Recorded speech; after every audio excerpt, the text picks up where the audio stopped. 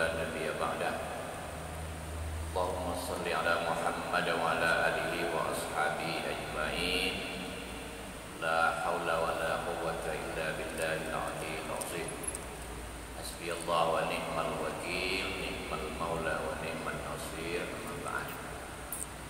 Bapak-bapak, ibu-ibu, saudaraku seiman rahimahumullah, alhamdulillah, mari manfaatkan sisa umur untuk menghapus dosa-dosa kita, memperbanyak amal soleh untuk bekal di perjalanan, karena perjalanan masih jauh. Perjalanan masih jauh. Kemudian pertanyaan yang harus kita jawab sangatlah berat bagi orang-orang yang tidak beriman. Kemudian satu-satunya yang bisa diandalkan di alam kubur, kemudian di mahsyar adalah amal soleh. Sekali lagi saya mengajak diri saya, kita semua, mari kita perbanyak amal soleh. Dan setiap hari kita menghisap diri, bekal apa yang sudah kita persiapkan untuk menghadapi maut. Karena setiap manusia lahir ke muka bumi, satu yang pasti yaitu maut ya. Dan itu betullah sekarang yang paling banyak dilupakan manusia. Kalau kita lihat tingkah laku manusia hari ini, seolah-olah mereka tidak akan mati ya, seolah-olah mereka tidak akan mati, akan kekal hidup selama-lamanya di muka bumi.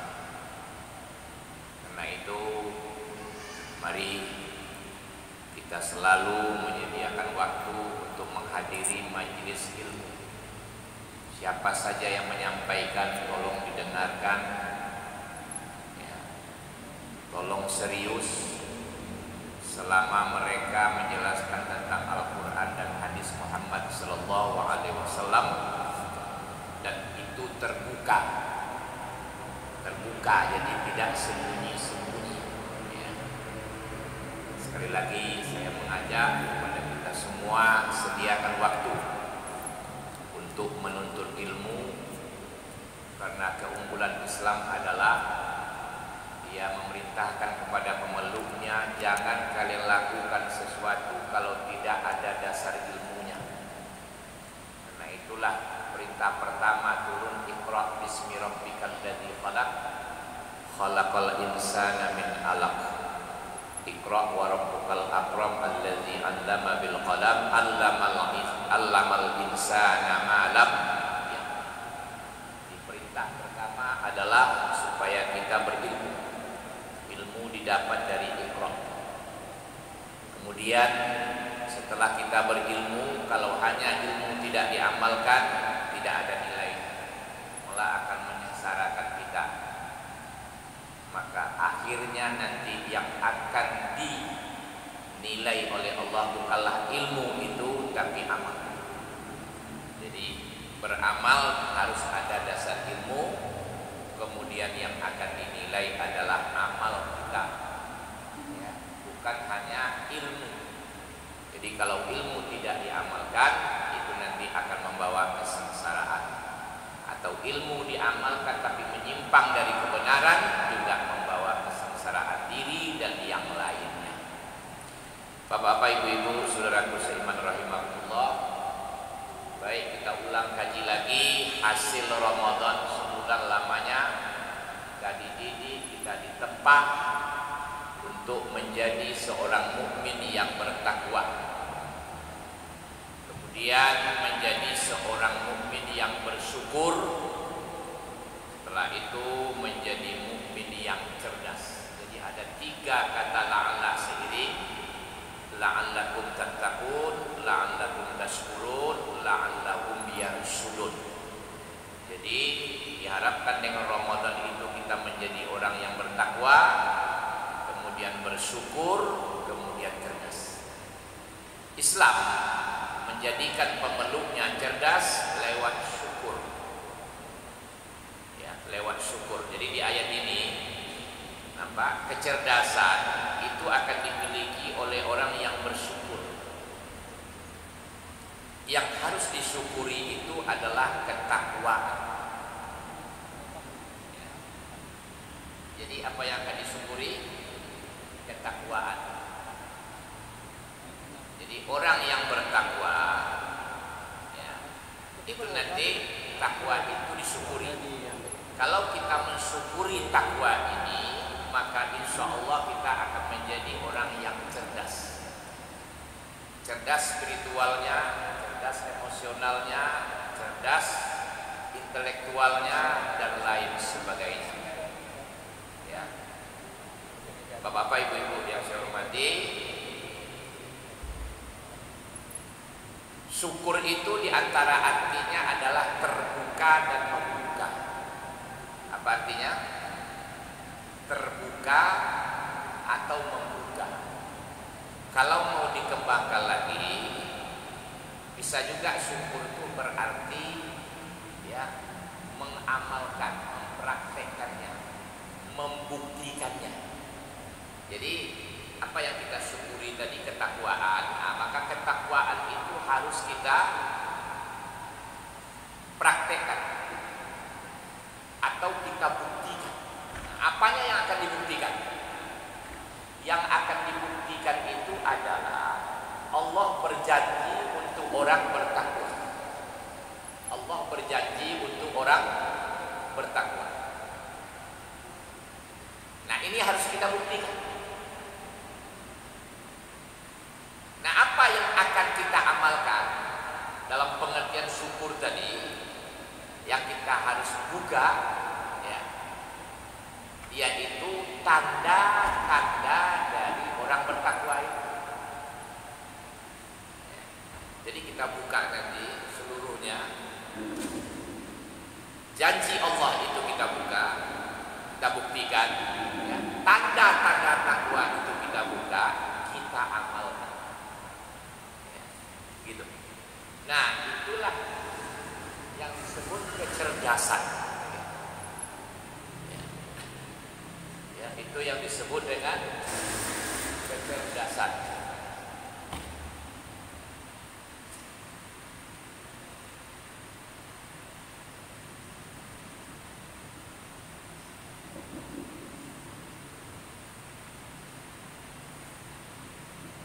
Yang biasa itu papan tulis biasa atau sini aja letak. Ya. Itu biasanya sini jauh-jauh ke sana. Pak Haji ini. Nanti tidak ada pula yang bertanya. Situlah Pak Haji. Situ Pak Haji. Iya. Kita sedikit biar rapat gitu.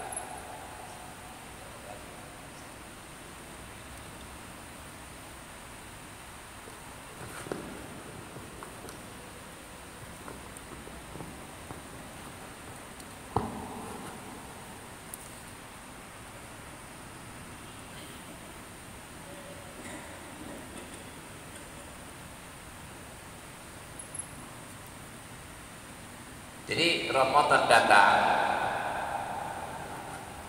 setiap tahun itu untuk menjadikan seorang mukmin menjadi orang yang bertakwa. Ya. Jelas la'allakum tattaqun. Kemudian sempurnakan sebulan penuh kata Allah, kemudian selesaikan dengan takbir dan syukur, la'allakum tashkurun. Jadi bersyukur.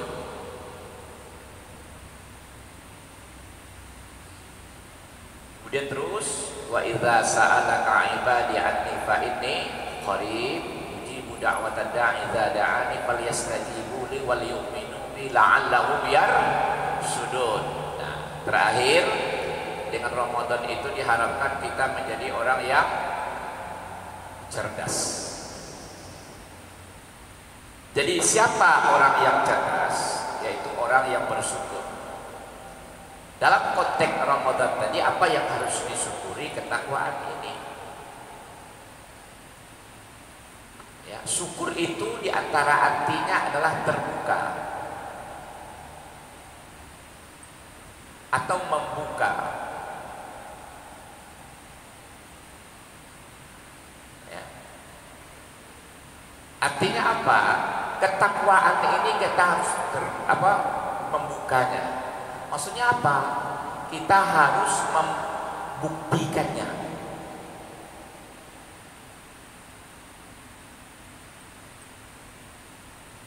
Kemudian apa lagi?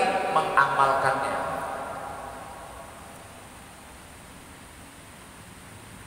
Apanya yang harus kita buktikan? Ya. Apanya yang harus kita buktikan? Jadi mensyukuri itu membuka, yaitu kita buktikan nanti takwa itu. Yang akan kita buktikan itu adalah apa yang dijanjikan Allah terhadap orang bertakwa. Ya, apa yang dijanjikan Allah kepada orang bertakwa. Jadi kita tidak bicara pahala dulu.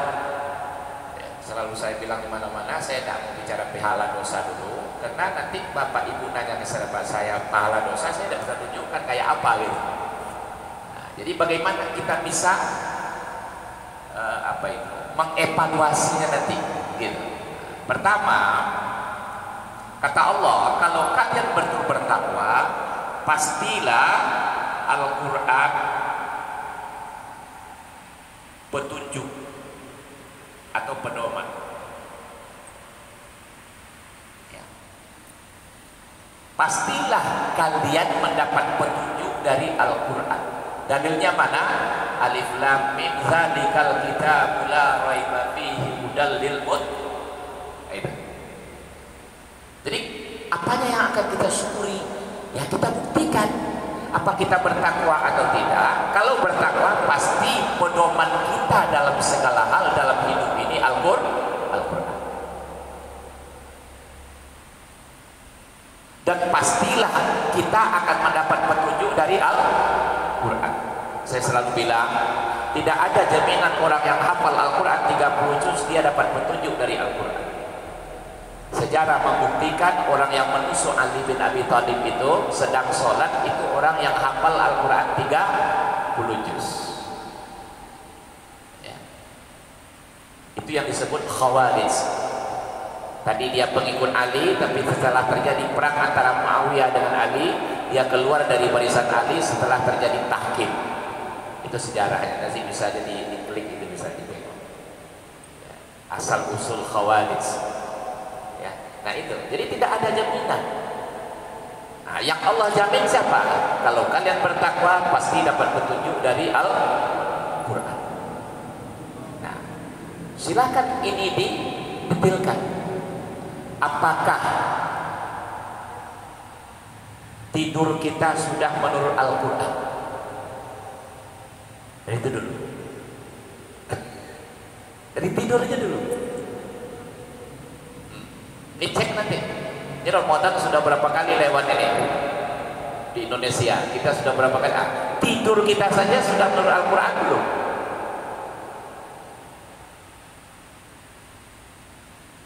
Mari kita buat. Bagaimana tidur menurut Al-Quran? Caranya gimana?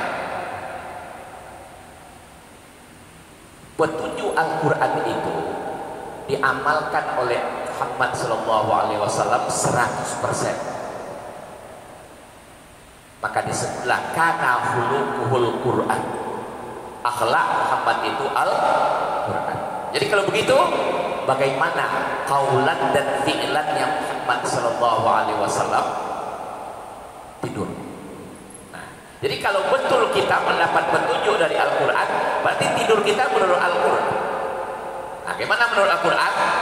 Nabi katakan, kalau kalian mau tidur, wudhu dulu seperti wudhu untuk sholat. Ini yang banyak dilecehkan, apalagi lagi orang modern. Apa itu? Padahal bukan kolot. Orang yang modern itu yang mengamalkan ini. Itu orang modern. Itu orang hebat. Itu orang cerdas. mari. Wudu seperti wudu untuk sholat. Jadi untuk sholat itu gimana wudu? Sunatnya dulu, sunat sholat wudu apa? Sunat wudu apa?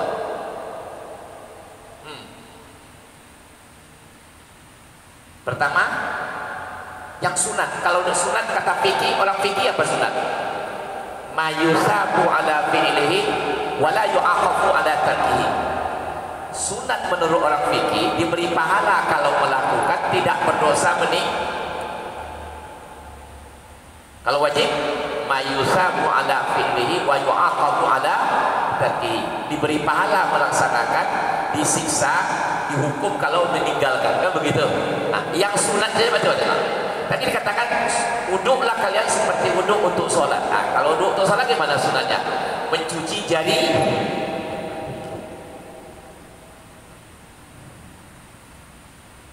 Nah, alat pencucinya gimana?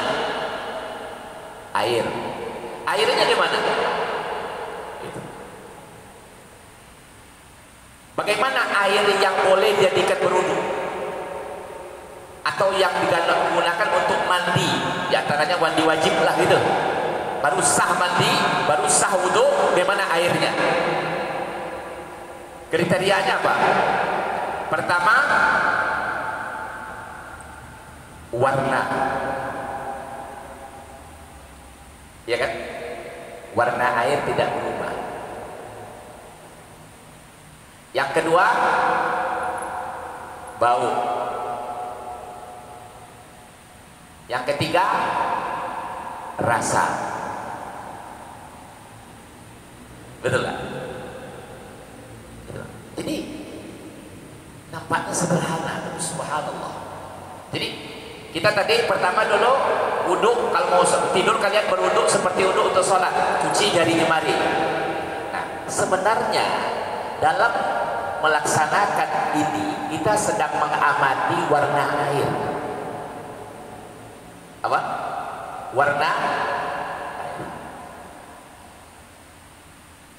Kalau warnanya tidak masalah, tunggu dulu. Masukkan air ke hidung. Sedang ngecek bau. Sudah. Kalau bau sudah selesai tidak masalah, rasa lagi, maka kumur-kumur. 3. Itu dari segi ngecek airnya. Dari segi kesehatan. Nah, makanya untuk menjelaskan ini tidak bisa dengan disiplin ilmu ahli ilmu hadis atau ahli ilmu tafsir. Saya selalu bilang di mana-mana, kalau orang itu disebut ahli Al-Quran harus menguasai seluruh disiplin ilmu. Jadi yang ahli Quran itu siapa? Muhammad Sallallahu Alaihi Wasallam.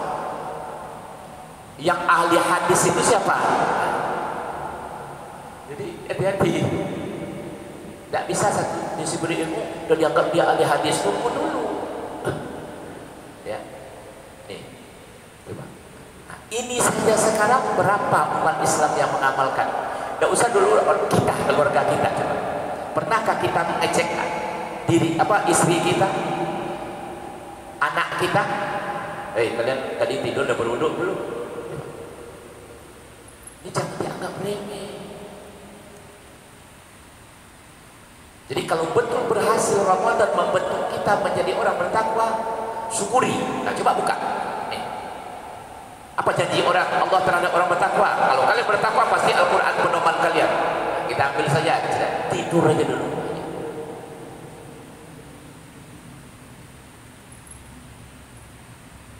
Coba. Dah selesai wudhu. Selesai wudhu kita berdoa. Ini ada hubungannya nanti Pak. Dengan apa? Andaikan tidur itu terakhir mati. Sudah berwudhu kita doa. Asyhadu an la ilaha illallah wahdahu la syarikalah wa asyhadu anna Muhammadan abduhu wa rasuluh. Allahumma ja'alni minat tawwabin wa ja'alni minal mutatahhirin. Ada lagi nambah wa ja'alni min ibadikas shalihin. Ada lagi nambah subhanakallahumma wa bihamdika asyhadu an la ilaha illa anta astaghfiruka wa atubu ilaik. Ingat, man kana akhiru kalami la ilaha illallah dakhala al-jannah. Siapa yang akhir katanya la ilaha illallah masuk surga. Kemudian apa? Dengan syahadatain sudah perbaharui syahadat. Sudah itu apa lagi? Berdoa supaya kita dimasukkan orang yang taubat. Berarti apa? Orang yang tawabin, bertobat. Sudah itu apa lagi? Suci jasmani. Minal mutatahhirin. Sudah itu masukkan orang yang soleh. Sudah itu baru zikir subhanallah wa bihamdika tadi. Andaikan tidur ini tidak lagi balik, berarti mati diharapkan husnul khotimah.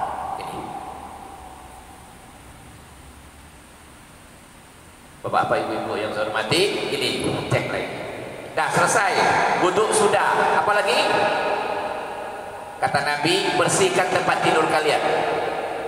Bantal kalian, selimut kalian, ya, apa namanya itu, kasur atau tempat tidur kalian bersihkan. Apa pula itu? Oke, kalau zahirnya mungkin dari ilmu kesehatan, kan begitu, debu-debu. Kemudian kalau ada binatang-binatang kecil nanti di bawah bantal dan lain sebagainya. Tapi ada yang kita tidak tahu apa. Setiap manusia bangun tidur, maka tempat tidurnya digantikan oleh jin. Siapa yang gantikan? Maka ketika kita membersihkan itu dimulai dengan bismillah wallahu akbar. Bukan bismillahirrahmanirrahim, bismillah wallahu akbar. Nah, apa alat untuk mengusirnya? Apakah lidi atau apa tadi? Enggak. Bismillah wallahu akbar itu yang mengusirnya. Tapi kalau kita bersihkan tidak baca bismillah wallahu akbar, dia tidak hilang. Artinya kita tidur bersama jin, betul tak? Subhanallah. Nah, ini kadang-kadang kan susah dijelaskan. Mana jin tak nampak? Tuh gitu. Bapak-bapak, ibu-ibu yang saya hormati, ini. Nah, jadi mari kita ajarkan ini kepada anak-anak kita jin.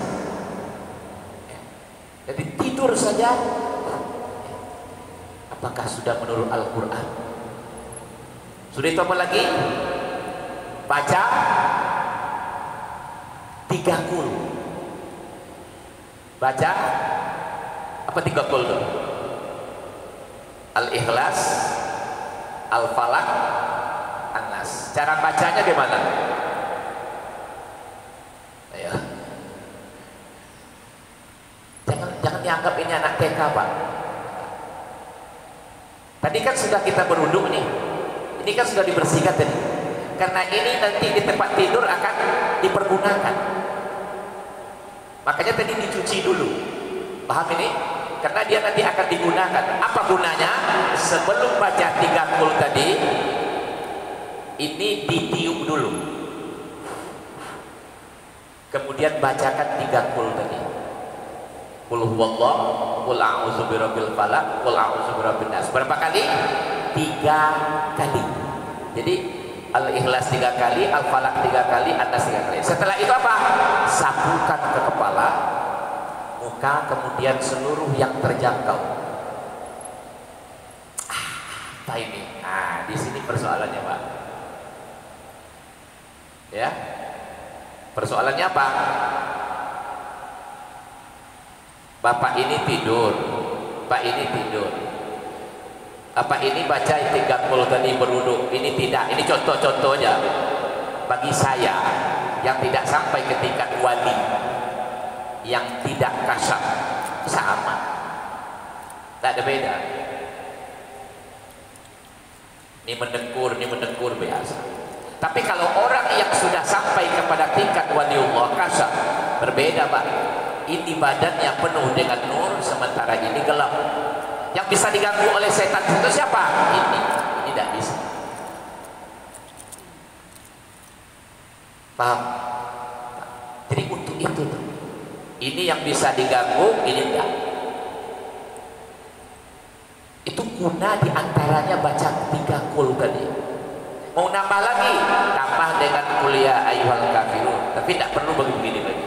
Sudah tambah lagi, baca ayat kursi dengan penuh penghayatan. Baca akhir surat Baqarah.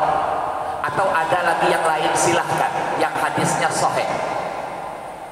Udah itu zikir subhanallah 33 kali, alhamdulillah 33 kali, Allahu akbar 34. Ini beda. Jadi ada riwayat mengatakan alhamdulillah 34, ada lagi riwayat mengatakan 34 itu Allahu akbar. Jadi subhanallah 33, alhamdulillah 33, Allahu akbar 34. Nah, ini diantara pembeda antara sudah sholat dengan akan tidur. Untuk apa pula gunanya ini? Ali itu sering mengeluh karena dia pernah mengambil upah mengerjakan menyiram korma milik orang lain. Pulang-pulang dia bilang kepada Fatimah, sakit-sakit badanku, pinggangku ini capek. Fatimah pun nyodorkan pula, apa kata Fatimah? Aku juga tanganku ini kasar. Jadi anak Rasulullah itu kasar tangannya. Tidak seperti anak orang-orang sekarang, kalau pejabat, penguasa sekarang tangannya halus-halus, Pak. Jadi tangan anak Rasulullah itu kasar karena menumbuk gandum. Jadi kedua-duanya kerja. Makanya Fatimah ketika ada tawanan perang, dia minta kepada ayahnya, ayah kasih satu aku untuk membantu. Tapi Nabi tidak kabulkan. Nabi tidak kabulkan.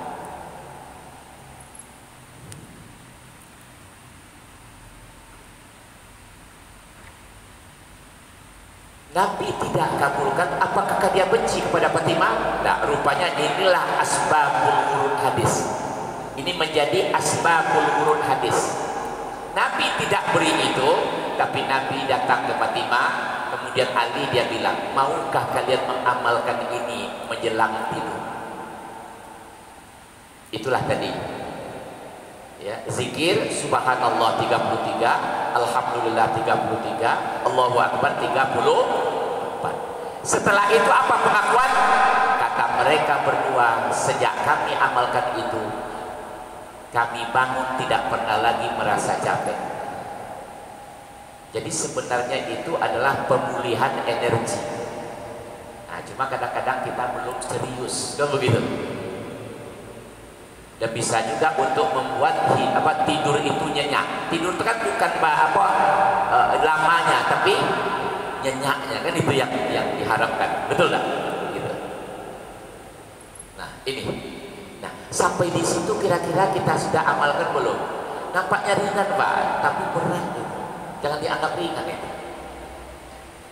Jadi kalau betullah kita bertakwa, ini betul. Dan jangan sadar di hati kita sedikit pun, saya minta saya ketika ini diterangkan ada kayak anak TK kita baca doa-doa, jangan Pak, jangan. Berarti kita melecehkan Muhammad sallallahu alaihi wasallam. Hati-hati. Hati-hati. Sudah itu apa lagi? Tidur pertama dulu miringnya ke kanan. Nah ini paling enak dijelaskan oleh orang yang ahli biologi, anatomi, jadi dokter. Miringnya ke kanan. Ini start pertama. Ya, rupanya jantung sebelah ini. Setelah itu biarkanlah Allah nanti yang membolak-balik, diperintahkan kepada malaikat atau apa, seperti ashabul kahfi. Ya udah. Sudah itu menghadap kiblat. Dan jangan sekali-kali kaki menghadap kiblat. Jadi kalau posisi tempat tidur kita kaki menghadap kiblat, jangan. Tidak boleh, dilarang. Jadi miring kita itu menghadap kiblat. Sudah bisa dipahami? Jadi sampai di situ saja kira-kira berapa persen umat Islam yang mengamalkan ini? Atau orang yang berKTP Islam?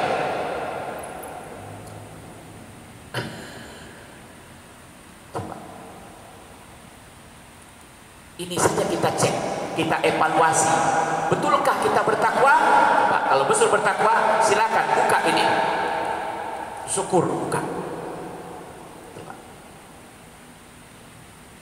Sudah itu apa lagi yang paling diharapkan? Yang paling diharapkan adalah supaya tidur itu nikmat, ketemu teman. Hah? Ketemu teman gimana? Kita selalu dalam syarat ihdinas siratal mustaqim, siratal ladzina an'amta 'alaihim. Mana an'amta 'alaihim? Ditafsirkan dalam surat An-Nisa, minan nabiyyin. Jadi mereka yang diberi nikmat itu para nabi. Kemudian siddiqin, orang-orang siddiq. Ya, seperti Abu Bakar lah. Sudah itu apa lagi? Syuhada, para syahid. Terakhir soleh. Jadi minan nabiyyin was-siddiqin wasyuhada was-soleh. 4. Maka Allah tutup ayat wa hasuna ulaika rafiqa. Mereka itulah sebaik-baik teman.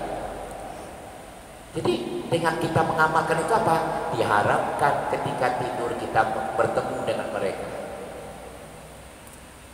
Kalau dapat dengan Muhammad Sallallahu Alaihi Wasallam, kalau tidak ya udahlah, dengan Musa pun jadi, dengan Ibrahim pun jadi, dengan Ismail pun jadi, para nabi. Tidak juga Siddiq, Abu Bakar dan setingkat dia. Tidak juga Syahid Hamzah dan orang-orang yang setingkat dia. Tidak juga orang-orang soleh. Maka jangan heran orang-orang ya baik, ya, orang-orang soleh itu banyak yang kadang-kadang ketika ada masalah dia dapat penyelesaiannya waktu tidur. Kenapa? Karena dia didatangi oleh 4 kelompok tadi, dan 4 kelompok itu yang memberikan petunjuk, ini lakukan, ini lakukan. Jangan heran, biasa aja itu. Dan kadang-kadang kita ketemu dengan orang-orang soleh, kita minta tolong, tunggu besok kau datang, dan dia menyelesaikan itu dalam tidurnya, karena dia didatangi oleh orang-orang yang tadi. Bisa dipahami? Kadang-kadang kayak hayal aja ya. Ini. Nah, jadi kita tidak usah menunggu sampai isya. Sekarang aja kita buka tanya jawab. Sampai situ dulu. Ada yang ingin bertanya? Silakan. Silakan. Kasih apalah, tolong nih anak muda, makasih nak. Nah, tolong kasih sama bapak ya nak.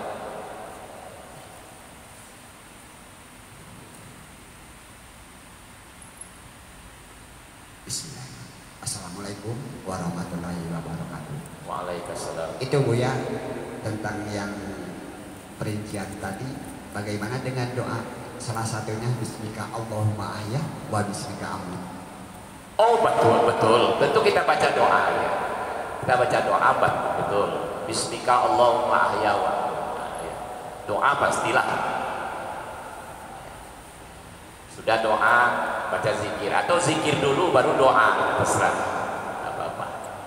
Dah? Ya, silakan. Ada yang lain? Silakan. Oh, ini. Pertanyaan Buya masalah doa 3 kul tadi yang Buya bilangkan. Oh ya. Membaca surat Al-Ikhlas. Al-Ikhlas kan 3 Al-Falaq, An-Nas. An-Nas.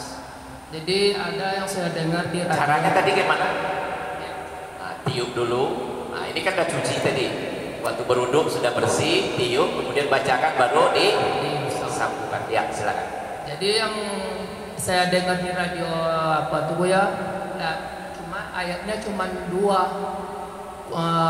Al-Ikhlas sama An-Nas. Nah, situ doa-doa yang lain banyak yang diajarkan kan. Jadi katanya apanya dari apa namanya deh yang meriwayatkan hadisnya dari katanya dari Imam Al-Bukhari sama Imam Al-Muslim. Jadi apa betul yang mana yang apa tuh Buya? Yang betulnya kan yang saya dengar di radio, yang saya amalkan dulu memang 3 kul. Jadi saya dengar di radio tuh cuma 2, Al-Ikhlas sama An-Nas itu. Jadi katanya pewarisnya sama tapi beda Buya. Sudah. Oh ya. Alhamdulillah bagus. Seluruh hadis yang ada sama Bukhari dan Muslim ya itu sahih. Tapi bukan Muslim dan Bukhari saja yang sahih hadisnya. Bisa aja di musnadnya Imam Ahmad juga ada yang sahih. Di An-Nasai ada yang sahih, di Baihaqi ada yang sahih, Tirmizi juga ada yang sahih. Nah, gitu. Makanya ada kesempatan belakangan ulama-ulama kan masih mentahris. Di antaranya yang kita dengar populer itu Albani kan begitu, Nasiruddin Al-Albani masih mentahrir kan begitu. Nah, gitu. Jadi mungkin di sini dua, tapi di hadis lain tiga. Sekarang mana Anda yang paling khusyuk mengamalkannya? Pilih gitu aja. Iya. Ya sekarang mana yang paling khusyuk? Sama dengan kalau satu kelompok mengatakan ada kunut subuh, yang lain tidak ada kunut subuh. Semuanya punya alasan kan dari Al-Quran dan hadis, betul nggak? Nah sekarang mana yang bisa membuat sholat kita tadha anil fahsya'i wal munkar? Kemudian sholat kita bisa membawa ketenangan, sholat kita bisa mengangkat makam kita, sholat kita bisa membuat kita mendapat qurrata ayun, sholat kita bisa dijadikan alat untuk minta tolong kalau ada masalah. Itu lagi yang kita capai. Jangan lagi masalah kunut tidak kekunut juga lagi gitu. Karena sudah jelas. Nah, sekarang mana yang bisa mencapai tujuan sholat itu? Maksudnya ya sudah sholat kan inna sholata tanha anil fahsya. Sekarang dengan berdebat kunut tidak kunut, apakah sudah terhalang kita umat Islam ini dari fahsya dan munkar? Dengan berdebat soal kunut tidak kunut, sudahkah makam kita terangkat? Sudah mahmudahkah kita sekarang? Terpujikah umat Islam sekarang atau masih tidak dihargai orang? Kan begitu. Ulama yang kita ulama dibesar-besarkan Indonesia saja tidak dihargai di Singapura. Di Singapura tidak dihargai. Hah? Dilecehkan kayak anjing dibuat, dikurung. Astagfirullahaladzim, na'udzubillah. Paham nggak? Kenapa kita nggak punya kualitas? Kenapa? Karena kita sibuk masalah kunut tidak kunut. Kan begitu. Jahar tidak jahar. Kan begitu Pak? Gitu. Menurut saya begitu sahabat. Jadi semua ada kalau sudah dikatakan ulama ini bisa dipakai sahih, ya tinggal pilih mana yang kita. Sama dengan tadi ada riwayat mengatakan alhamdulillahnya 34, ada yang mengatakan Allahu Akbarnya 34, kan begitu. Ya. Jadi sekarang tujuan lagi. Apa yang dituju dengan sholat, apa yang dituju dengan puasa, apa yang dituju dengan haji, itu lagi yang kita harus. Kalau masalah kunut, dak kunut, kan begitu, sudah selesailah tuh, kan begitu Pak. Mau jahar basmalah, mau sir, sudahlah tuh, paham nggak maksud saya? Kenapa? Itu ulama-ulama besar, bukan ulama-ulama kelibar kita itu, yang berpendapat seperti itu, betul nggak? Oke, mantap. Ada yang lain mau nambah? Silahkan Pak Haji.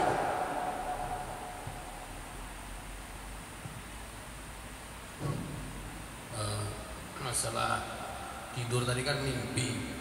Nah dalam mimpi ini kan bagaimana mentakwilkan mimpi gitu. Masalahnya kan kalau kita benar mimpinya itu karena misalnya ketemu Rasulullah gitu.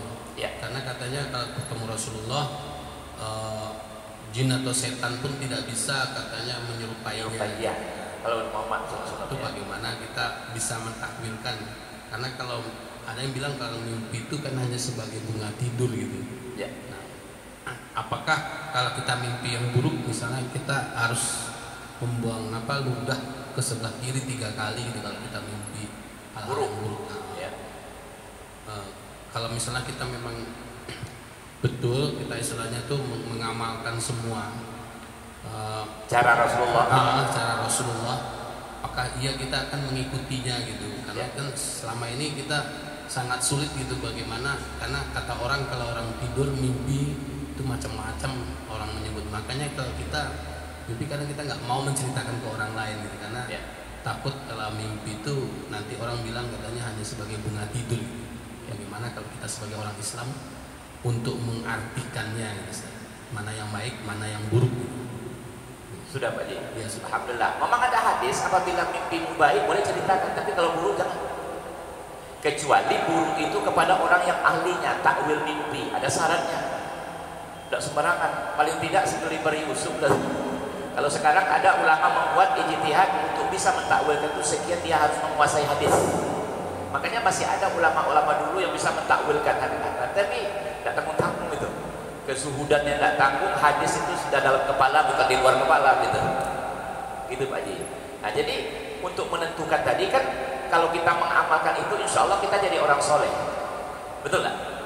Insya Allah jadi orang soleh. Nah kalau orang soleh pastilah dia sudah membaca riwayat Muhammad Sallallahu Alaihi Wasallam. Jadi tidak bisa ditipu lagi, rambutnya kayak apa, badannya kayak apa.